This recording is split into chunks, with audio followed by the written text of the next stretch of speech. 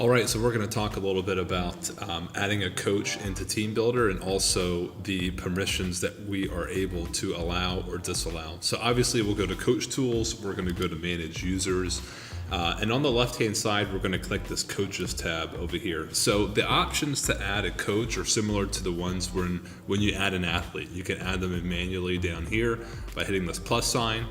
You could also create an easy join for coaches, and then you could also upload an Excel spreadsheet. But I think the most common thing to do is to add someone manually like we're doing here. So let's go ahead and add a coach. This will be our John Doe.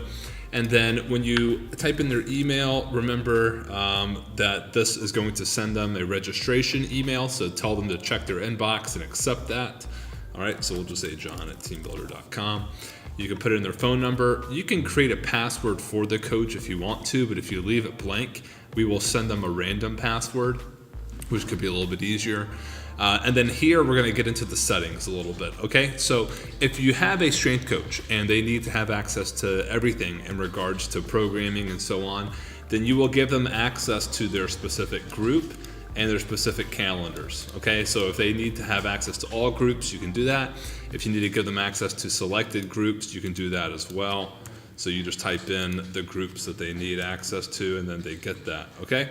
So now you have the access to calendars, and if they need access to all calendars, you can do that. If you need access to certain ones, you can select certain calendars. Okay, so that's for a strength coach who's on your staff or someone who needs all permissions, like an AD or something. Let's say you have a sports coach, and the sports coach is not only the baseball coach only, but they should not be programming workouts or maybe not even touching exercises at all. What you want to do in that case is you want to give them access to their specific group, baseball, but you do not want to give them access to any calendars.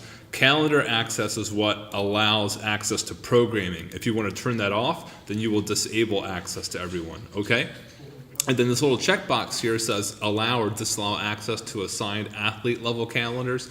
Okay, so remember when we program, we could program for a calendar, a sub-calendar, and then we could also program for individuals. If you need to turn someone's ability off for programming for an individual, you can turn that off as well.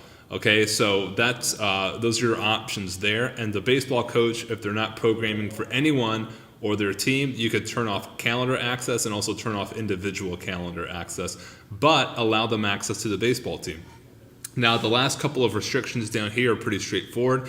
If a coach should not be able to manage users, meaning they cannot edit or delete or add players, then you check that off. Same thing goes for coaches. If you do not want them adding other coaches, you keep that checked off. If they should not be accessing the exercise database, you check that off. Remember, the database is centralized, so any change made in the database will be reflected for everyone, so you want to be a little bit protective of it. So restrict access where you want to. And then attendance and reporting. If a coach, say, is a collegiate sports coach and they should not be taking attendance or running reports, like say in the voluntary off season, then you can restrict their access to those items there as well, and then go ahead and create the coach. Okay, so that's everything there is to creating a coach in here. Remember the difference between calendars and groups. Calendar access is for programming, group access is for social things like team feed, leaderboard, and things that do not have to do with programming.